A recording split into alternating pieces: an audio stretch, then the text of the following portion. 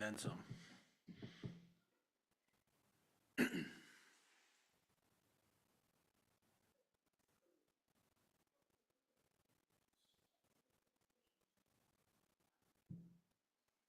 Missing one. All right, looks like ready to start on your end, pal? All right, I'd like to call the November 19th, 2025 Forest Lake Parks and Recreation Committee meeting to order. First order of business, roll call. Commissioner Eckert. Here. Commissioner Mattson. Commissioner Moorhead. Here. Commissioner Tyson. Here. Commissioner Herdina. Here. Commissioner Gary. Here. Commissioner Lundmark. Here. If you're able, please stand and join us in the Pledge of Allegiance. Flag of the United States of America, and to the republic for which it stands, one nation, under God, indivisible, with liberty and justice for all. All right, next item, approve the agenda. Kyle, you've got an addition. Yeah, we have Keith with Let's Go Fishing. I'd like to make a motion to amend the agenda to include a presentation from him tonight. Any problems with that? All right, motion to approve the agenda with that revision. Karen moves. Second? Second by Tim. All in favor? Aye. Okay. Let's move then to welcome Let's Go Fishing. Hi, my name's Keith Coonley, 7841 North Shore Trail North on Forest Lake, and I'm with Let's Go Fishing. So I think I had a presentation in March with Mark Ragditch and Kyle, so you have a little idea of what Let's Go Fishing is all about. I'll make it kind of quick here if I can and not spend a lot of time, so we have more time for discussions. Let's Go Fishing is an organization, nonprofit organization that's been around for 20 years. We operate in Minnesota and Wisconsin on 17 different communities, 17 different chapters. And we're starting up 2 new chapters, one here in Forest Lake and one in Wausau, Wisconsin next year. So that's what we've done. We've started here.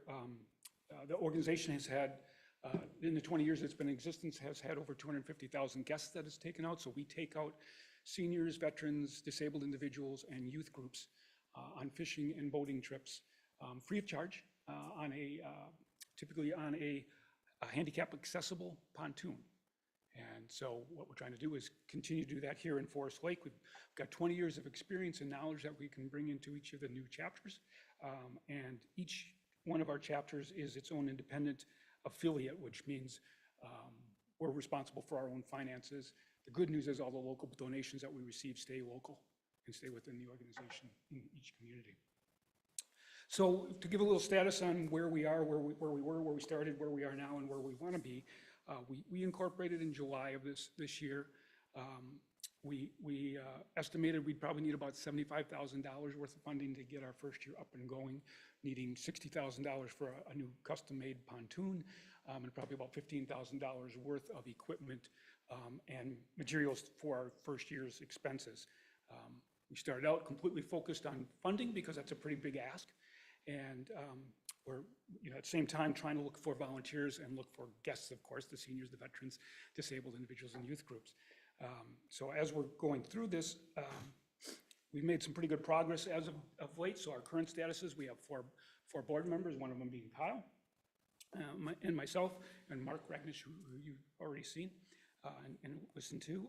We've got 20 volunteers already identified, and hopefully they'll all come on board. So far, we've received about $20,000 in funding, with another $8,000 that's been committed to us as well. And in addition to that, I have 2 more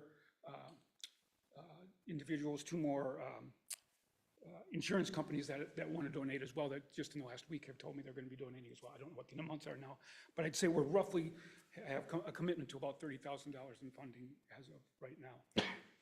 We spent about $1,100 on our marketing, getting incorporated, getting brochures, business cards, all those kinds of good things. So we've got a little bit of money spent, not much. We've identified and contacted 80 different organizations, companies, grants, foundations, and such, trying to find the right donors for us. And just recently, we agreed to purchase a used pontoon from our sister chapter up in Chisago. So the East Central chapter operates out of Chisago Lake. They have one pontoon on Chisago, one lake on Lake Brush Lake, and they have agreed to sell us their current pontoon that they use this season at a cost of $20,000. So that'll be, is a really good thing for us in that, that's allows us to get started and know we're going to have enough money to be ready to go and operate next June, rather than hoping we're going to be able to get that $60,000 ask that we would need to get a brand new pontoon. So it was a good, easy decision for us to make to ensure that we're going to be ready to operate for our guests by next June. We estimate at this point then we're going to need another $7,000 to $9,000 to cover our expenses in the additional equipment that we need to buy yet before we start our next year. And more importantly, we need to help just spreading the word, getting the word out to the community, because we are new to the community and not many people know what we do and why we do it and how we do it yet. So your help in getting the word spread would be much, much appreciated. Going forward then, as we look into where we want to be as of June 1st next year, we're hoping to expand our board to 6 or 7 members. Want to have 40 to 50 volunteers on board, registered and fully trained. We hope to have our pontoon equipment all acquired and ready to go, have our online calendar, trip calendar all set up and ready to go, so we can, our guests can register for the trips. We are planning to have roughly 8 to 10 trips per week, 2-hour trips each one, and so the guests can log on and pick what dates and time they want quite easily. Volunteers can do the same thing and pick and choose whatever times that work for them as well. We've got the community ed helping us out as well. Number one, they have been helping us in the past with some of the advertising and getting the word out for us with their community ed bulletin. And also we're now, I believe, are we up and live on their website, I think, Kyle? Yep, so we're getting hopefully some publicity there as well. And they've agreed to take some of our phone calls for any scheduling issues that guests or volunteers might have. So they're going to be helping us out in that regard as well. So by June, again, when we want to start our services, by June, we hope to have about $10,000 in the bank ready to go to cover our expenses for the rest of the year. Hope to have a slip available on the Lakeside Memorial Park, so we can have a nice, easy access and easy place for our wheelchair and disabled individuals to be able to access. And one of the other things I kind of been talking over with Kyle, we need to make sure that we've got a good high priority repair status with Hallberg's or some other mechanic locally, because one of the most important things is we need to be up and running all the time we can. And we can't get into a situation where we have a motor problem or something that we need to take off to a marine mechanic and have to wait 3, 4, 5 weeks to get it solved. So we need to find a way to get a high priority level service agreement with someone in the community. So that gives you a good idea where we hope to be at. We obviously are working quite hard on the financing. Like I said, we have about $30,000 available right now. If you extrapolate that over the 4 months that we've been in existence, that's not a bad go. It's about $90,000 per year. You can't quite extrapolate fully because 15,000 out of that 30,000 is our one-time donations from foundations. So $15,000 roughly of what we've acquired so far would be something that would be potentially renewable or annual types donations. And that's still, if you extrapolate that, that's still about $45,000 a year that we might be able to expect for donations. Which, in respect to our other chapters, we look at our East Central chapter, and they average between $35,000 and $45,000 a year in donations. But they've been established for 20 years. We're kind of swimming upstream with this being our first year. So I'm not sure where that'll all end up. But we're in a very comfortable position right now financially that I think we'll be able to cover. Again, we have the money, the funds for the boat, and we should have the money for all the expenses and the equipment that we need to yet buy before June 1st of next year. So with that in mind, there are still a couple things that could be a potential funding problem for us. One would be if we need to fund a slip and pay for a slip fee for the course of the summer. That would be, could be $3,000, $4,000. Or if we have to buy a boat lift, that would be 2 or 3 times that as well. It all depends on where we land on having a boat lift down, or a slip available to us. And the other big thing that will come up is that we need then to look at funding for a new pontoon at some point. The pontoon that we're going to be purchasing is 10 years old, with a newer motor, so it should be reliable for a couple more years, but anybody that has a boat knows that over time they get less and less reliable, especially since they sit on the water, and that humidity does a lot of nasty things to the electronics and switches and whatnot on the boat. So we have to start thinking about the funding that we need to replace that boat in the next 2 to 3 years. Thank you. Any questions or comments from the members? Good to hear the update. And it's very positive when you talk to the folks in the community. It's very positive, so I would hope that you'd be able to raise the funds. When veterans or seniors, do any of them pay anything just because they want to, not because they have to? Well, we're always willing to take donations from anyone. Okay. So we won't say no in that regard. So some people do, on the, at the end of their trips, they will offer, cash donations or such for us. We don't ask for it. It's, considered completely free to everybody. But some people will provide that for us. The slip, maybe we could ask the city about paying for a slip. Would that be anything that the city can partner with? Yeah, so currently we're working with your boat club on trying to figure something out. I've talked with them a couple times. The most recent conversation was their slips can't fit the pontoon in it, but they're willing to figure something out with their dock, which I haven't even told Keith yet, because this was just a conversation I had with Brian this morning. They're willing to work with us, but we're gonna have to look at like city ordinances. The hope is that they aren't gonna charge us any sort of fees. That's the goal, but we have to kind of prepare for fees. But certainly that could be up on the table for discussion, being that we're kind of a partnered on deal. So certainly could be part of the discussions. Be good. Have you guys reached out to Invisible Wounds here in town? Yes, I was just there this morning for the chamber event. There you But go. yeah, I've talked with Russ a few times. Okay. So yeah, there's a lot of crossover Right. with a lot of those organizations like his, and he's a fantastic organization as well. So I'm sure we'll be working with them. I do know in the past that they have sent people up to Chisago and to Stillwater, where we have other chapters operating. So it'll be a lot more convenient for them now to come Yeah. down to the Lakeside Memorial Park and use our boat instead. Well, thanks for coming to give us an update. All right, thank you very much for your time. Thank you. It's an exciting project. Very Effort. much so. We all should spread the word. Yes, please. Okay. All right. Next item is open forum. Seeing we don't have anybody else here, I think we can go past that. Next board item, approved minutes from our October 15th, 2025 commission meeting. Any revisions or a motion to approve? Move to approve the minutes. Karen moves to approve. I second. Sue approves, Sue seconds. All in favor? Aye. Okay. Number 7, Parks Master Plan Steering Committee. Kyle.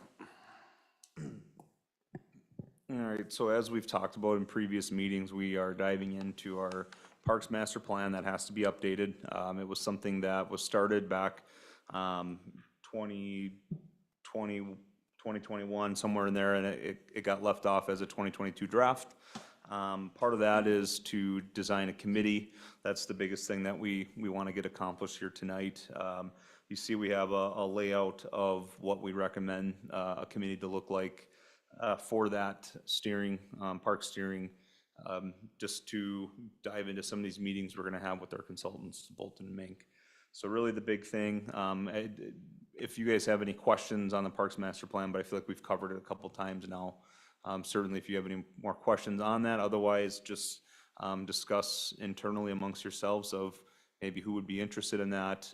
Make sure you're okay with the suggestions we have there of who is on the committee as well. We're trying to get, just good representation within the city of who our parks are gonna serve. That's our biggest thing, is making sure everyone's at the table. If you have any suggestions, if there's somebody not on that list that's on the committee, maybe somebody to bring in at some point in time, because certainly we don't want to have a committee much larger than 8 folks. It starts to get tough. But if there's anyone that the commission feels should be there at some point, you can certainly give us that feedback. Okay. Anybody interested in being on this committee? What kind of cadence or time commitment is that committee? I believe I think Josh had a few scheduled meetings. It'd probably be updates, and then that steering committee would probably report back to the full Parks Commission. Probably be a meeting in between our meetings here today. Right.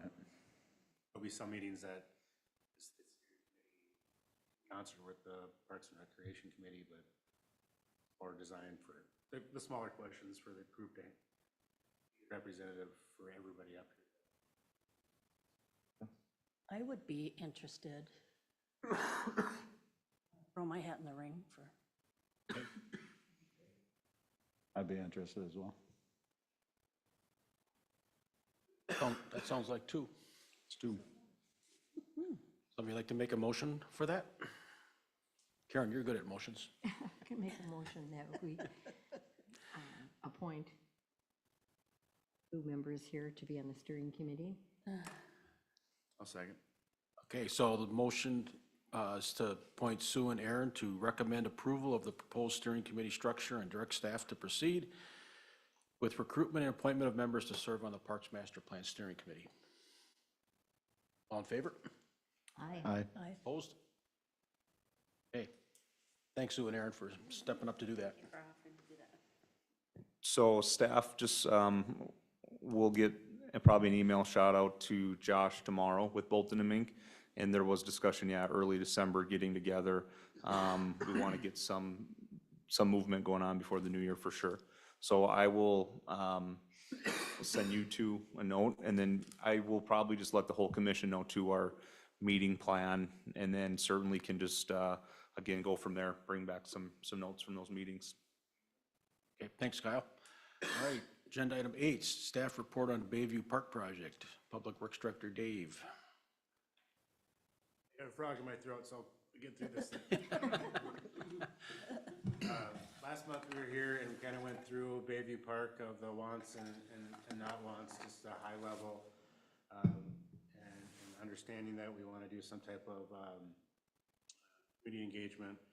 Took those initial costs, things that we wanted to add in the project and put some numbers to those costs. So if you look on the staff memo, it started our initial budget of $450,000. And just adding in all the things that staff would recommend and majority of the commission recommended, we could up to about $207,000. At this time, staff is not recommending reinstalling the basketball court due to that the new courts were just installed at Belts Park. And we more recommend leaving that a green space. This could be a topic of discussion for community engagement, if that's a question that we might want to ask residents, if that's something that they would like put that in. Get an estimated cost or put an estimated cost of $35,000. Also kind of attached a picture that's after my memo of kind of what we would assume that would be done, that new playground, the shift sides to be up on the north side, adding that gazebo or open air gazebo pavilion, and then redo trail and parking lot.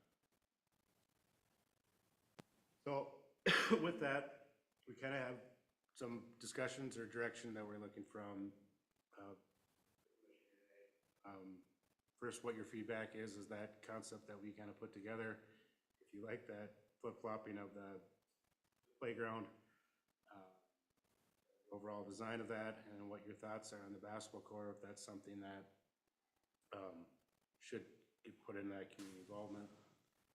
Third thing is approximately if we would spend the full budget, which we don't have to spend the full budget, but what people feel comfortable with for a pricing of the playground equipment. But in perspective, the new Belts playground, that playground was about $300,000, and Manor Park one was $75,000 range, but the number to put into that budget of a $150,000 playground. $300,000 wouldn't fit in this container anyway, but something around 100,000, 150 would probably be. Well, that Or if you want to wait to see what the community thinks about the basketball court, which then could adjust. Karen?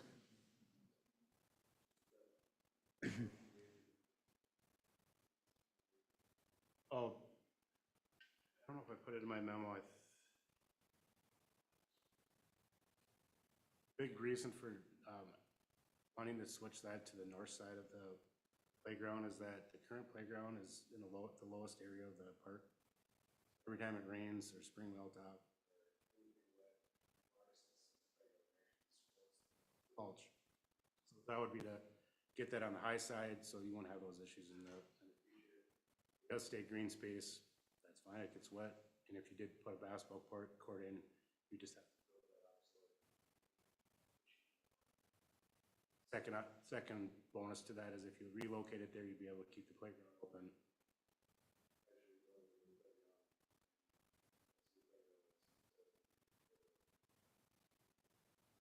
Hey, Karen, you have a comment, I have question? a couple of questions.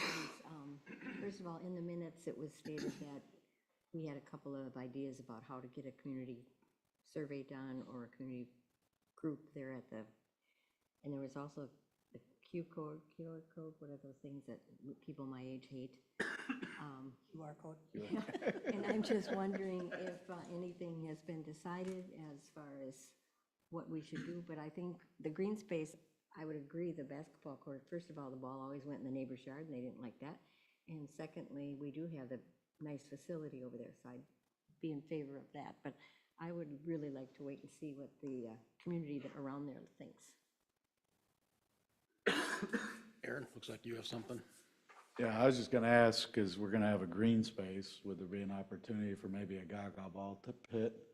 Because I think we have one A what pit? Gaga ball. The kids love the game. They put one in at Leela this year. What is that? Yeah. They have one, as my kids refer to it, as the Dragon Ball. Cedar Park. But it's like an octagon, I think it is, shaped Yep. pit, and the kids bounce the ball off the wall. It's a game that the kids love playing. I'm just curious, we've got one on the north side of town. Maybe this would be an opportunity, because we have that space, to put a Gaga ball pit in there. Never seen it play before. How often does the ball come out? Because that's kind of right on a road there's a stop sign there, but no, it's. Well, I would put it more towards the top corner that's nearest to where the playground's at. So it's kind of in between the two. And then you still have the big open green space, but having a pit like that would be, alls I know is the kids love to use it. Maybe that'd be something for the community engagement. Be something As to a suggest, suggestion. for sure. Yeah. So when you present the plan, the draft plan, the way it looks now, you put your option in, basketball court or that whatever ball court, Gaga ball. and then the community can give their Get used to it. thoughts. Oh, I get it. I didn't know what the name was either. Yeah. When we first started playing it, but the kids, they love playing it, so maybe it's not. It's probably a cheaper install than a court. I guess that brings up the question of level of community engagement. Is it? Commission is pretty okay with the layout, and we're kind of just trying to figure out, do we want green space, a basketball court, a Gaga ball court? Is it something we want to spend the time in doing an open house, or is it something that we radius around Bayview Park and send out a mailer? Is it something that we just, maybe then the same thing online, that you could kind of get two people versus doing a full open house? I don't see this as a big, huge reconstruction project that we would really want that much input. I saw heads nodding on the mailer to the neighborhood. And it would be like green space, basketball court, or some other idea in that area. I think the Gaga ball court, we could add that in if they wanted that amenity, but I kind of agree that that's so small that you could tuck that up. Playground versus a green space. I think if the commission agrees that, we're asking more about that green space. You want to keep it green space, basketball court in, or a suggestion of something else that could. Dave, I understand the drainage issue. Back of my mind, I'm remembering the resident that came in when we moved the outhouse out by, in the one ball fields. So one thing to think about is those two houses now that suddenly are gonna have a playground really close to them. And I think people, if they buy a house in the playground some spot, okay, that we accept that, but now if you move the playground closer to their house and they're not aware of that. So whether you contact them directly to make sure they're okay with that, but I could see a potential concern if I lived in one of those houses and suddenly a kid's playground got close to me, I'd probably be concerned. The drainage issue, not knowing the grades out there, but certainly we could raise the playground too. It seems like there's plenty of money in the budget to bring some fill in. And that basketball court area then could become green space, you just flip flops. Yeah, but you know what I'm saying. Just buy that house. I was about to say, would there be an option for a privacy fence? Because I've seen those go up when they put stuff near a home. Then it's another maintenance issue for the city and. They had the trees, and then they took the trees down, and I know that was a problem that didn't get taken care of properly or promptly. And at the same time, those people might see it as amenity, to have a playground right next to their house, but it seems like if we're gonna do public engagement, those two residents I would think would be the most critical to check in with. Well, as we do this mailer, we'll definitely get contact, but we'll reach out personally to them. I know I've talked to the new homeowner at that new project. Just to get their feedback and thoughts, and that's what we can get back if both definite no's and that flip-flop, and if they're don't.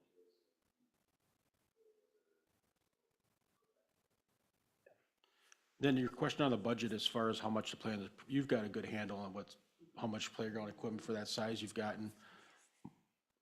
And you know how these projects go, my suggestion is just make sure you leave a good, healthy contingency in there for something that might come up, whether it's the Gaga or Yaya. Yo-yo. You know, these public works projects go, there's always something unexpected, so to have a healthy contingency to deal with that. Yeah, I think we'll have more than enough to put a really nice playground in there, even if we add a basketball court or some other amenity, that we'll have a very good wiggle room, that we'll have this project a nice place, well under budget, that we can spend. Karen? Could we include the local people that were here for Manor? Is that one off of Harrow? They came with the fish, and they were a local group. Yeah, that was great, except for they still haven't installed the playground that they were supposed to install in September, so So is it their holdup, or the city's, or whose? is theirs. Oh, Same thing with the Veteran Memorial Project that we have going with them. There is a pretty important piece to getting the whole project done that was planned on in September, and we still don't have those either. So This would be competitively quoted, just like the other projects. Yep, we'll send it out to those same 5 or 6 companies that'll, but, there's been some issue with 2 projects with hitting timelines, so but they will still get it, we're still gonna send it out to them. All right. Anything else in this? Otherwise, that you get enough direction? Yep, so what Kyle and I will do then, between now and probably the next commission meeting, is send out that mailer and do something online to get that coming. We'll probably report back in January with the findings, really dial this in, and then probably get a recommendation to put the RFP out for the playground, to keep this kind of moving and get everything going. So we want to, hopefully gets us approved, just following that timeline that we have there, so we can get that built this summer, instead of waiting until right now. It'll be still waiting for a playground and Thanksgiving too. All right, thanks, Dave. Yep, thank you. All right, moving on to item number 9. So we got a mix of agreements and policies to review, and I purposely try to mix them up so it doesn't get too mundane here. But Arts in the Park, we operate on a agreement with a gentleman who books all of our entertainment. He's also in charge of the on-site, setting up speakers, making sure everything is operating well. It is just an annual agreement that we have with him. The agreement, there was a 2% add-on to all of his fees. He asked for like 5%. we just came back with, we thought, 2% bump was reasonable, especially knowing that it's probably gonna be an ask every year, right? So that's really the only difference. All the information is, reviewed. This agreement's been drawn up by the city attorney, previous, and again, there's not many changes other than dates, and that 2% increase. So really just looking for, a recommendation for council to approve this, and, spoke with Woody a couple times. He's already got a draft lineup done for next year, and we'll roll right on, and the more we can get that planned, the more we can promote and advertise. So getting this done now will be big for us. We'll flip it over to the November 24th council meeting then. All right. And just also, he has signed, he's agreed to this, all the agreements we're gonna go through. Everyone's agreed and have signed. We just need, obviously, our recommendation for council approval. Just so if that is a question in your head about where everyone's at, all of the agreements that we'll talk tonight have been gone through and the contractors have agreed with. So, Definitely think he's the one we should have, and 2% is, Fair. hey, we can give him more next time. yeah, He yeah, listens so well to the community. I love that. He takes their input and he wants to know what they think, and it's one of those things where we definitely, we'd love to give as much as we can, but we're trying to make sure we have the budget for music too, right? The entertainment part of it, so. All right, would somebody like to make a motion to recommend council approves of the proposed agreement for professional services? Tim moves, A second. Sue seconds, all in favor? aye. Opposed? No, that was a, Yeah, Melissa's an aye. Unanimous, I'm with you. unanimous. Okay, all right. Item 10, Arts in the Park Policy. Kyle again.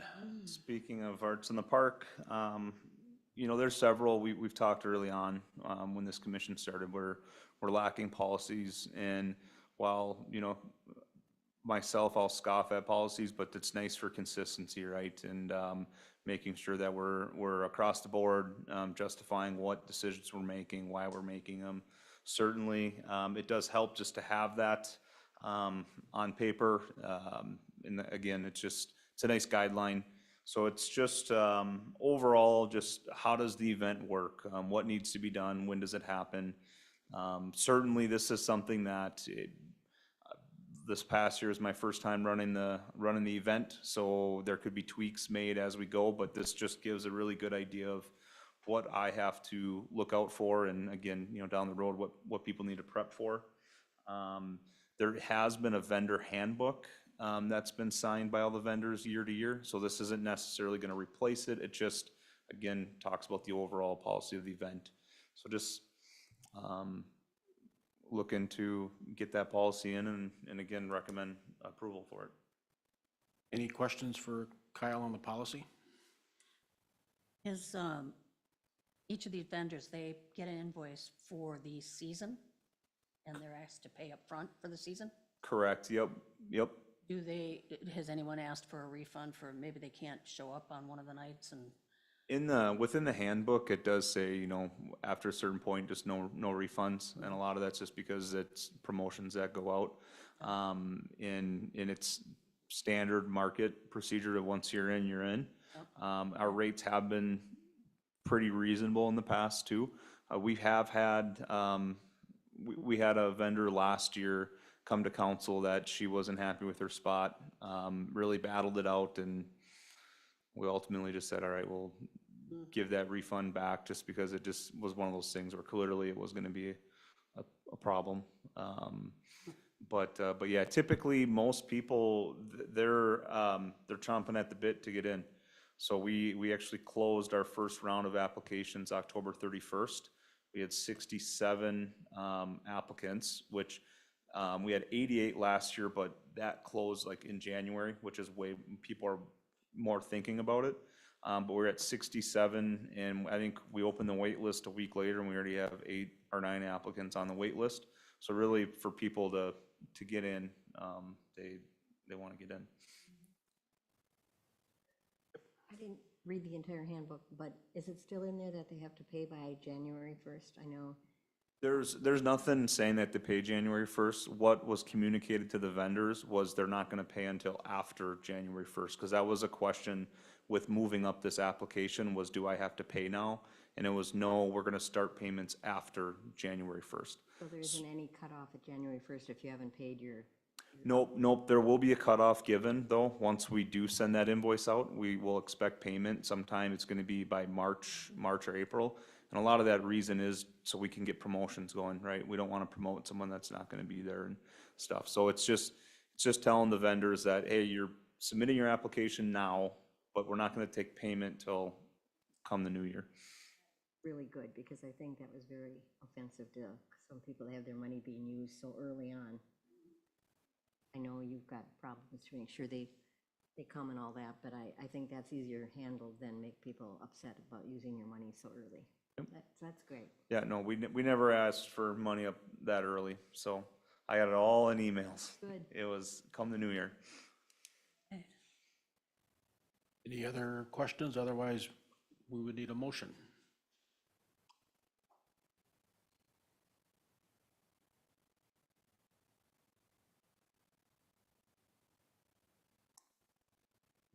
Including in that handbook and all that, is that all in there?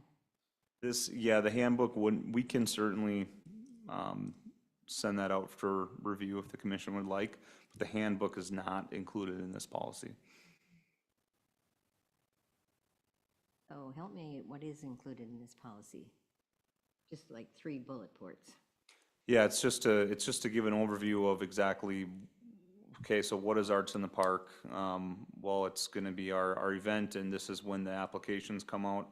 This is what the vendors can expect. They're gonna get a handbook to operate off of, what required documents that we're gonna be asking of them, and then how the payment works. These are, It's below the memo, the policy. If you just keep scrolling, Karen? Yeah, I just kind of looked at home, but I'm kind of looking to the point again about who's going to make the decision where. Are you going to do that on your own, or would you like a committee to talk with you about it, or get feedback from last time? Was it good, bad, or in between?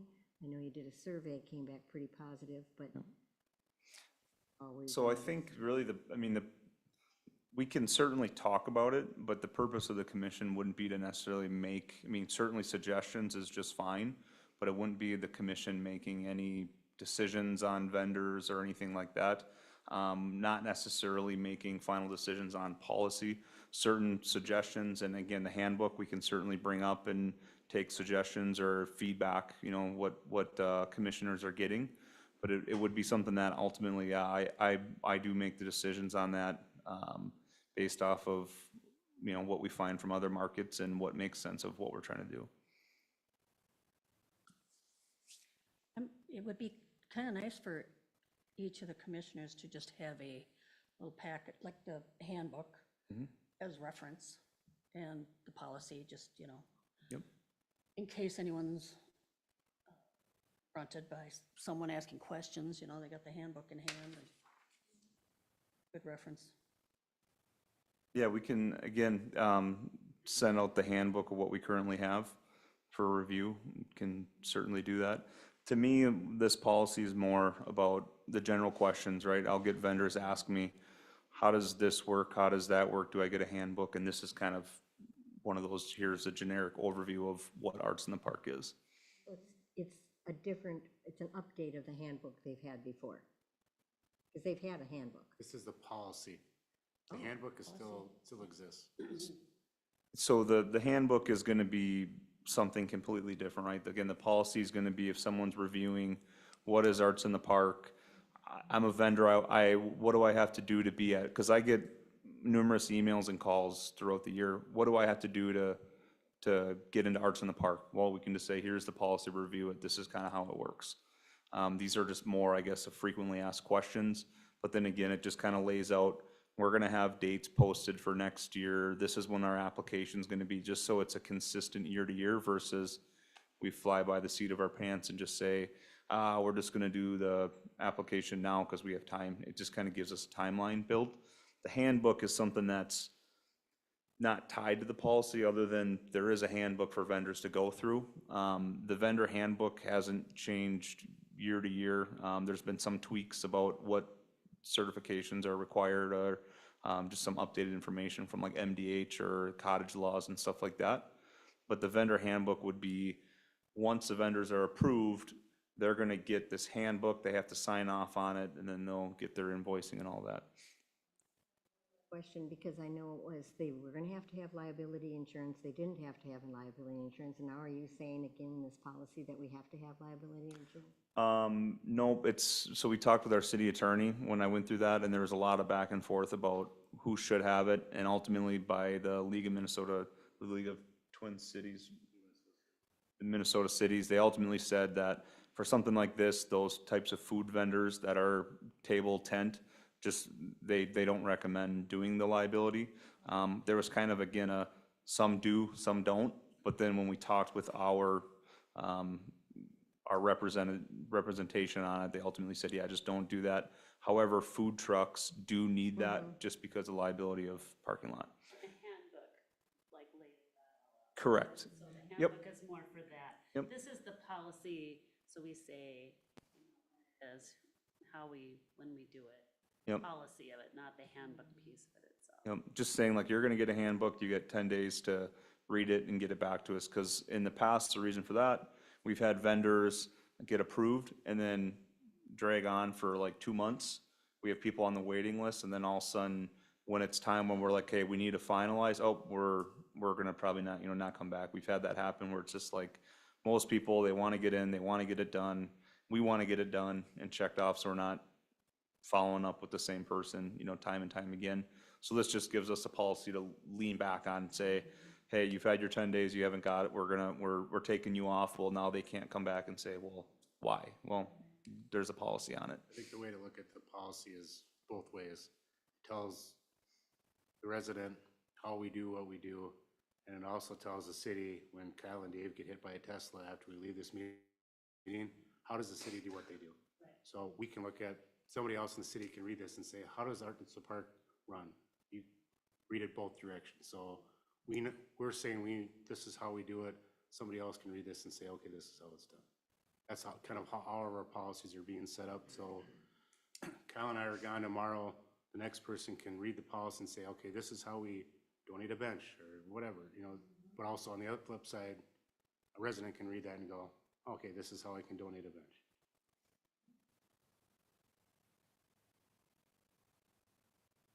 All right. Any other discussion?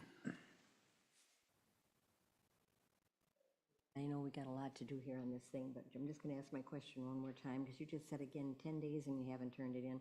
No, then you were saying they have until March or early April maybe. Is that something that they have to sign up at a certain time? And when they sign up, they have like 10 days? Or did I not hear you? To pay. So how the timeline is gonna work, right? So we have the application. First round of applications close on October 31st. We're working to get our approved vendors done now. And then once we get those approved vendors done, we'll send out a note saying, you're gonna receive these documents in this timeline. So we'll say, we're gonna send out the handbook on January 10th. You're gonna have basically 2 business weeks to review those terms, get us a signed handbook, because the next thing that's gonna come out is an invoice. That invoice is gonna have a 35-day deadline, and this is just kind of, it's not like I'm predicting the timeline of how we're working with like our accounts receivable team to get everything lined up to say, what's a good time frame for you guys to pump out 85 invoices for this event. So we're working on that timeline currently, but this is just, again, that frame to give us the timeline to work within.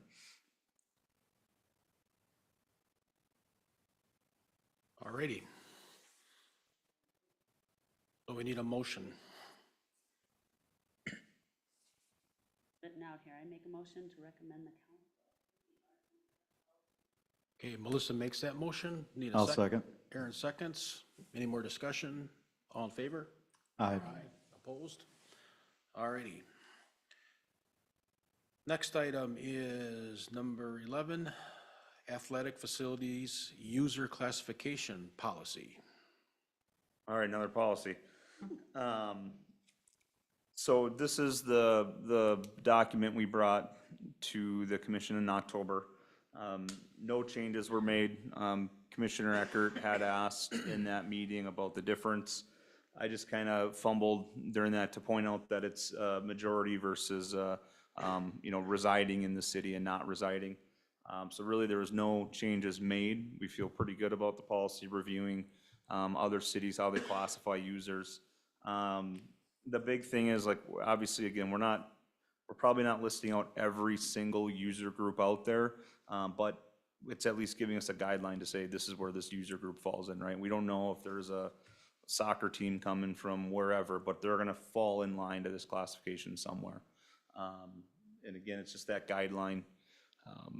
And yeah, it's, like I said, no changes from the last meeting.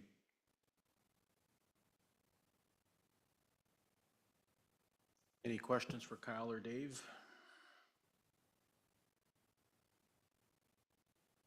Move approval?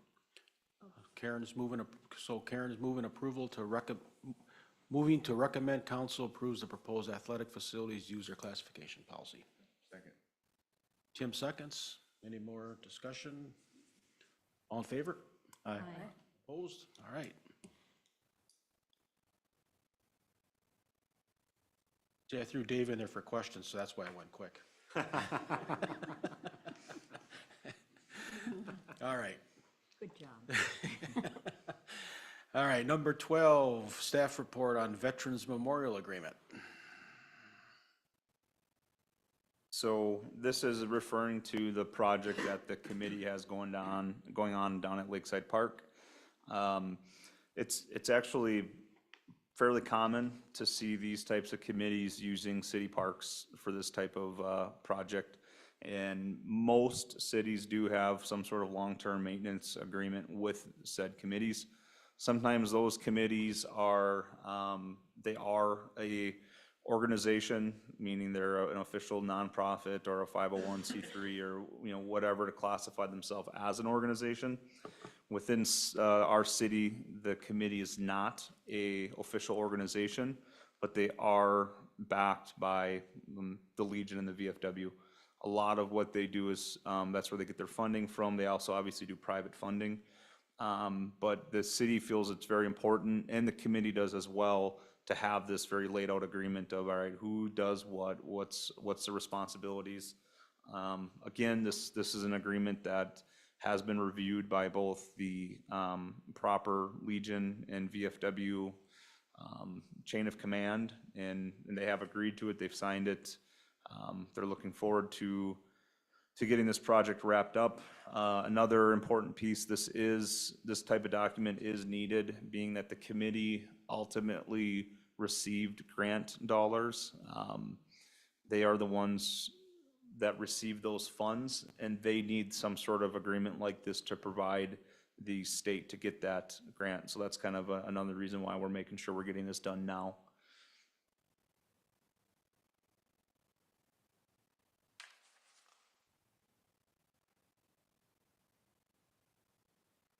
So again, you're going to need a motion to recommend council approves and signs the proposed Veterans Memorial Maintenance Agreement. That motion. Karen's making that motion. Second. Second by Tim. This is a good agreement, so. It's a good project. I can't wait. All right, we got a motion and a second. Any other questions or, all right, all in favor? Aye. Opposed? That passes. Item 13, Parks and Recreation fee schedule. Kyle again. So annually, city staff has to put together fee schedules for each department and basically predicting, any sort of increase in prices for, whether it's staff or material costs, et cetera. For the most part, the biggest change from our previous fee schedule to this is just how we laid out our fee structure. The field cost, there's not a huge discrepancy between the two, 2025 and moving to 26. It's more or less just that we've added the different classifications in there.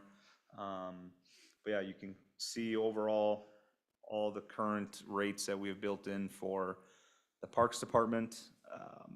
There is some things in there that may not get used. So just for instance, some of the sponsor levels, right? That doesn't mean we're gonna fill them, but at least that way we have them built into the fee schedule. So when we go to talk about those things, they're there. And I don't think, obviously, the arts in the park, those are probably the only increases across the board, just with how kind of behind we have been on those prices. We've talked about those before. Correct. Yep.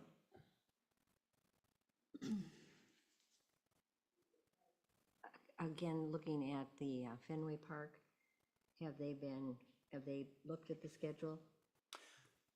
Yes, and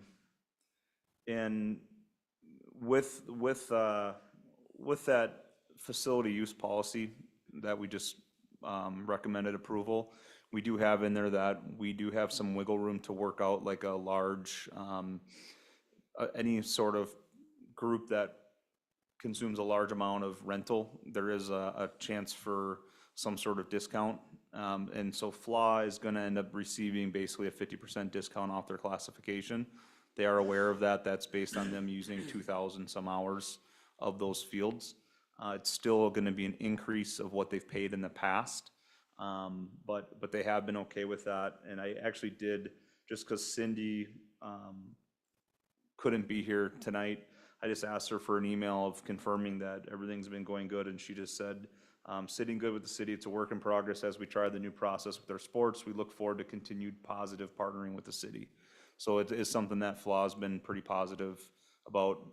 Certainly the groups themselves, they're not overly excited, but at the end of the day, there's a lot being lifted from those groups moving to us as far as field maintenance and preparation and scheduling and all that stuff goes. I'm happy. All right. Need a motion on this one to recommend council approval of the Parks and Recreation fee schedule. So motion. Aaron moves and Tim second. All in favor? Aye. Opposed? All right, that passes. 14, Castlewood Management Agreement. You've been busy putting these together, Kyle. Been busy. Small print. It's good. Yeah, Castlewood, we, with foursome, we had some back and forth about some verbiage. There was just a change, and really I think the only change in that agreement was the indemnification portion of it. The background on that basically is how the previous language is that the manager of the course assume all responsibility for like damages, meaning that if a golfer hit a ball on a 97 and hit a car, which is what we dealt with, they're responsible ultimately for it. And really, the city, myself, I don't know, I shouldn't speak for the whole city, but myself felt like that's just not, it doesn't seem like the right thing, that they should be liable for that. It's our course, they're managing it. So the fact that we, don't have something to keep a golf ball from going on to 97 is not really their problem. But it was just some back and forth with the language on that. Otherwise, the agreement pretty much is the same.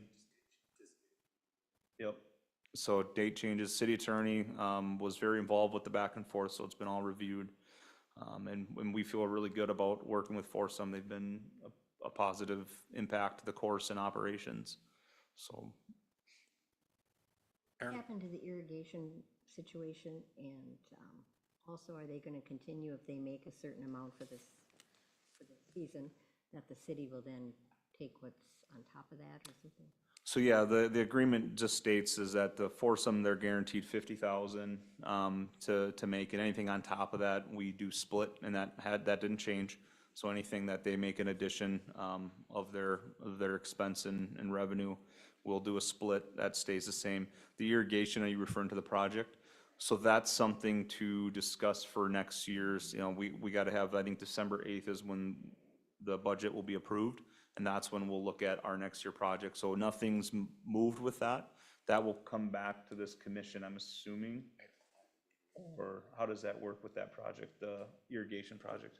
So in talking with the commission, we kind of were directed that we want to do a further evaluation of that irrigation system to see if the whole thing needs to get redone, or if it's parts of it, or is it the pump house or whatever. So staff will come back throughout the winter. We'll try to work on getting a quote for somebody to actually do basically an audit on that irrigation system to see if we can bring that number down, or if the answer is yes, it's all redone. So I think that was brought up by the commission. Let's just make sure we're spending those dollars without just spending it. Let's see how bad or how good it may be. So staff is planning on work on that, finding some contractors to give us that audit.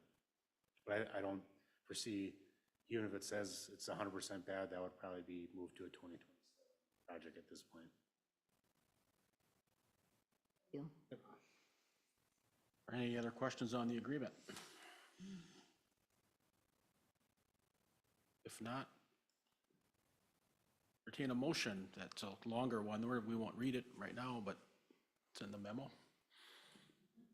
I move. Karen. Thanks, Karen. Karen makes that motion. That's in the memo. Happy to have them. For the people watching, it's to approve the agreement with Castle, Foursome Golf Management to manage Castlewood Golf Course. Karen moves. Second. Tim seconds. All in favor? Aye. All right, thank you. All right, 15, hometown holiday music contract. So similar to Arts in the Park, we have music contracts with performers. A lot of it is to do with when you book a night, they just want to make sure that if something happens, that there's some sort of agreement lined up where if it gets to that day and we cancel 2 hours before, there's an understanding of some sort of compensation. But the agreement is the same that we use for Arts in the Park, just obviously customized to hometown holiday. We did opt to do like the live entertainment. We think that's a good draw. Certainly give it a shot, and I mean, hopefully you guys all attend and can give us some feedback on it. But in years past, we've used other local performers. This year we're gonna still have some local performances, but just add that live entertainment piece. So the music contract's pretty straightforward. Again, it's basically the performer will come in for $300 and perform for 45 minutes. The performer is a local Forest Lake grad who does some, wedding performances and stuff like that. So it's something that we're excited to have, but this contract just makes sure that both sides, we have expectations from them and they have expectations from us. Any questions? Aside from the music portion of it, do you have any need for participation of commission members at all? I have that in my staff update to ask you guys kind of, some involvement.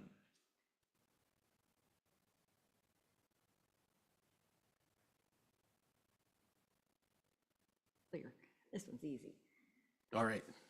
Karen wants to make the I motion. know, I said I don't have to make them all. If somebody else wants to make it, this is clear. Well, nobody's keeping track, Karen. You're Oh, good. good. Go for it, Karen. All right, I make a motion to recommend council approves the City of Forest Lake Entertainment Performance Agreement. All right, Karen moves and I'll second. Aaron seconds. Right. Everybody to the right today. All in favor? That's good. Aye. Opposed? All right, that passes. I think that's all the approvals today, right, Kyle? Yep. Go back up to the agenda. And we're on to staff updates. Dave's got nothing? I got a list, don't worry. So we do have, I don't know if everyone saw that email, but there are 2 commissioner terms up January 31st, 2026. Those commissioners can reapply. So we will need to fill those 2 spots. I believe it's Karen and Sandra. So how that worked is you guys were all on a tiered system where we had some of you sign a 3-year, some sign a 2-year, and some sign a 1-year, just so we didn't have everybody expiring at the same time. So Karen, in your situation, you've served for 1 year. That doesn't count towards your total total serve years, though. I believe there's isn't there a limit on, it's like 8 years or? Yep, so this 1 year, and then the 2-year folks, it doesn't count for that either. So anyone that's in a 3-year term, that does count towards your total, but anyone that's not, it does not count to your totals. So it is something that we will need to fill 2 positions. I believe council ultimately makes the final decision on that. So certainly, you know, up to you to reapply, and then again, just to help spread the word that we are gonna need to fill 2 chairs, this upcoming year for the Parks Commission. Reapply, I haven't given you near enough grief yet, and We need more time. Who are you asking? Are you asking me that? Not ready for you to leave yet. And we need somebody to make motions, so. oh, that's- no, you know, it was good to have that differentiate for the years, but yeah, I just really like to have another. And that's something that I believe Jolene has sent out emails with some updates on that, and so everyone should have that. If you, for some reason, if you need information on it, just let me know. If for some reason you don't see it or it's not in the inbox. Don't need to scan a QR code to Oh, reapply. good. Or maybe we need to change that. I'm gonna change it down at the park. You were asking Karen, Sandra is the Yeah. other one. And Sandra has been unable to attend a lot, so it'll be up to her to see if she wants to. Yep, you know. to reapply. All right, thank you. Hometown Holiday, we have that event coming up December 5th. It's Friday. It's the week after Thanksgiving week. So certainly we do have some volunteer needs. Otherwise, again, it's always my goal with the commissioners to be able to just come down and enjoy it versus having to have a responsibility there. But if anyone's wanting to volunteer, we have things like the bonfire pits with s'more stations, just kind of having supervision. You're in charge of, fire extinguisher if it's needed or anything like that, making sure everyone's being safe. But petting zoo, we have a couple stations there to get people in and out of there, make sure kids are behaving and not harassing the animals. We have a Santa station, a hot cocoa station, stuff like that. So it's kind of just to be there and greet people, obviously, but then help. Olaf, we're looking for Olaf again. I did my time. I want to be able to talk to people. It's funny, Nanette brought that up and said that you did it, and I was like, oh, that's funny, because I wouldn't have even obviously really known you at that time last year. But yeah, so we have some leads for like an Olaf costume and all that, but okay. There's an opening, an Olaf opening for all y'all to know about. thank you for that, by the way. Would you like us to just let you know between now and then? Yeah, Station we'd like to help with? yep, you can, and you can just let me know what you want to help, and then because Nanette ultimately with the chamber, it's a partnered event. I don't know if you guys probably don't remember the first meeting, we kind of had a breakdown of all that information of there's some city events, city partnered events. We do partner with the chamber on that, and that's part of Nanette's role is to arrange the volunteers. But if you want to be a volunteer or if you just want to attend, we're also going to have the city tent. I forgot something. The Vet Memorial Committee, they're selling Culver's calendars, Oh, those are like a great. coupon book. So we're actually going to have them down there with the city tent. So we'll have that. So again, even if you want to hang out and just greet people, that's totally fine. We encourage you to come down for sure. The event starts at 4:30, and we estimate it to end around 7. For volunteers, When are they lighting the tree? Is that? that's at like 6:55-ish. Yep. So it's that late. Oh. Yep. And then for volunteers, we're asking people to it's gonna be about 4 o'clock to show up by. I think it's fun to get to know each other better too, if we can show up. I did the hot chocolate several of the year. And it's really fun, but boy, that would be nice to kind of break that up in the middle. 'Cause it's hot chocolate Yeah. handing out. And when you think you have enough, you do not have enough. It's like napkins. Those napkin problems. So yeah, if anyone's interested, like I said, otherwise just come down. Obviously, we'll be there, and you're more than welcome to. I think staff we're planning on being down there about 2:30-ish or somewhere to start setups, and Public Works does do a lot to get that set up and arranged. They move tables, get the bonfire pits set, cone things off, similar to Arts in the Park. So they do a lot for us. So we'll be down there pretty early too. I'll be there.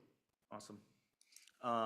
Update, so I believe it was October, we talked about some online software for scheduling, specifically around like the Fenway Fields. Now that we're doing that, something that the city has not had a in-depth software to smoothly do rentals.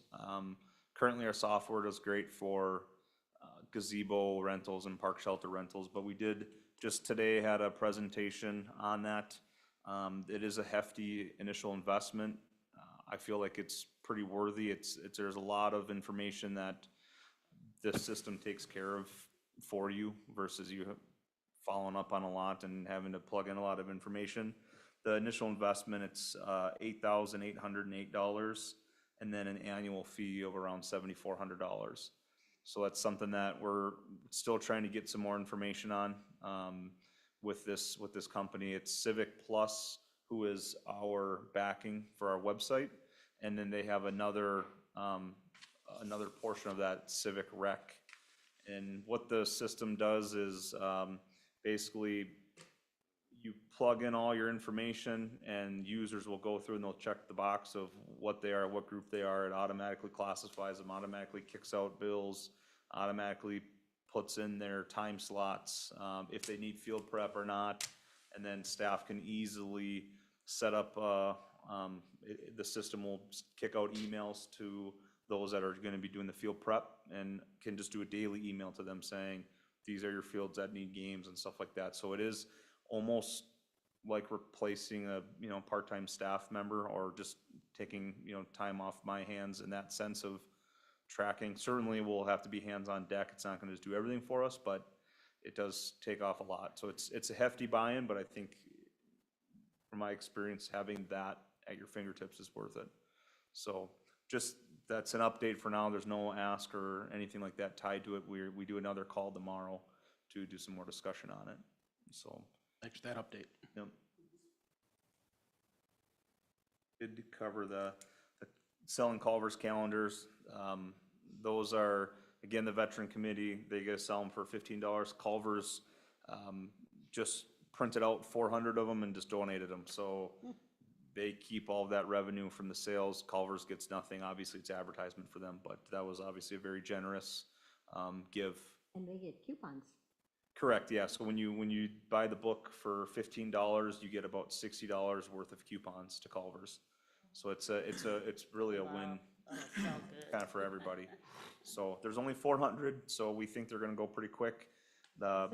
Businesses were asked if they want to buy them for their, so those 400, if that's all they have, they're going to go very quick. Correct, yep. So the chamber, with working with the committee, had put it out to all the businesses, local businesses, basically saying, if you want to buy them and sell them to your site, we'll direct people to go and purchase them from you.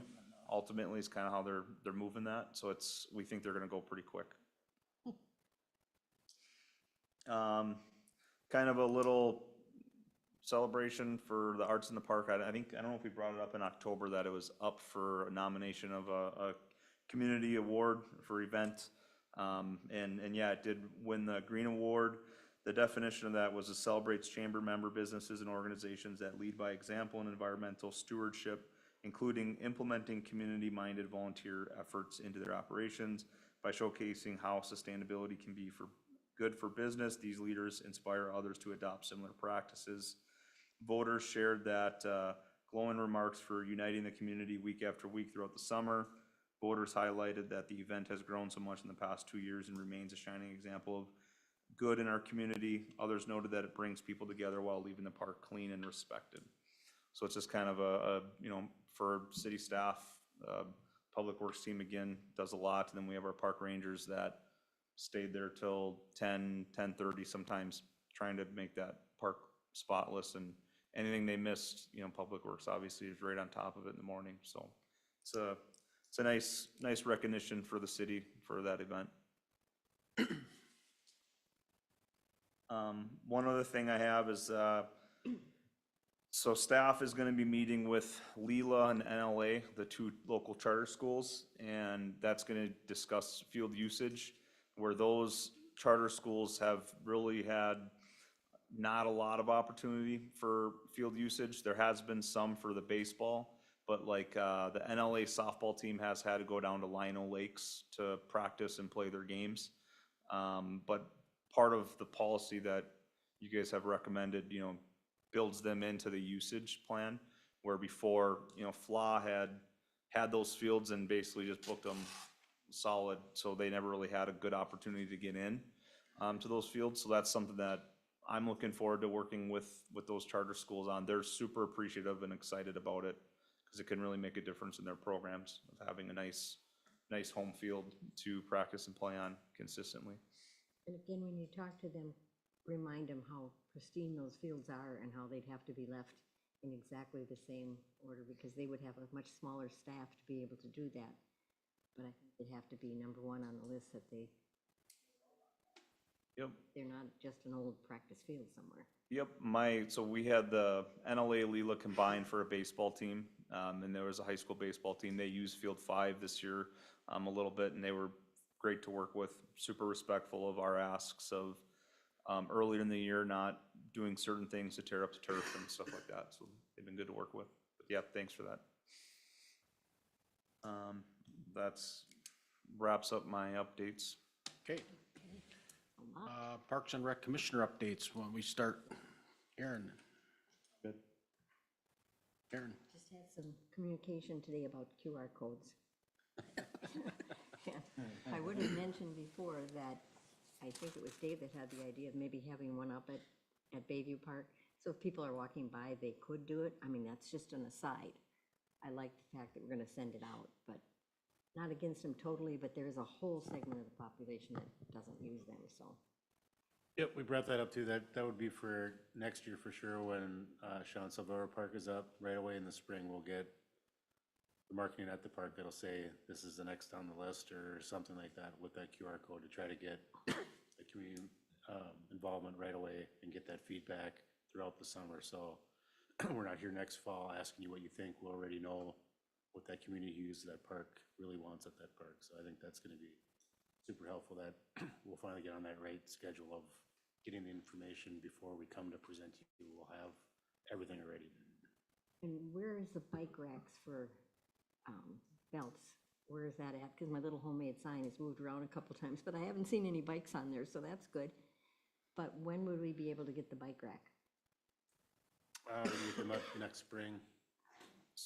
We also came up with a plan, we talked in October about that display.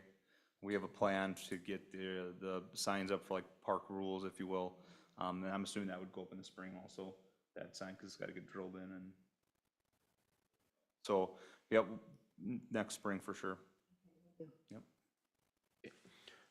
Last meeting, you had me join the Public Works Facility Steering Committee, and we had our first meeting, last week, Dave?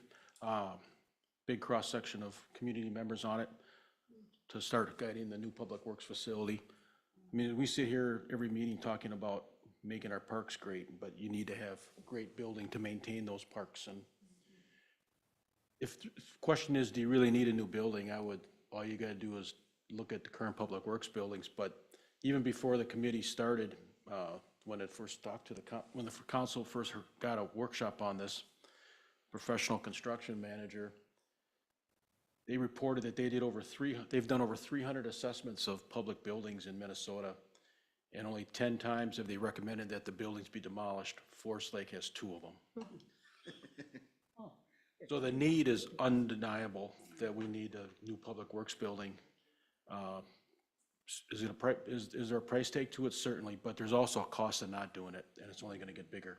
So I'll keep the committee updated, but it's a good group. There's a great architect working on it, and certainly Dave's staff and the council and mayor are heavily involved, so it's needed for the community.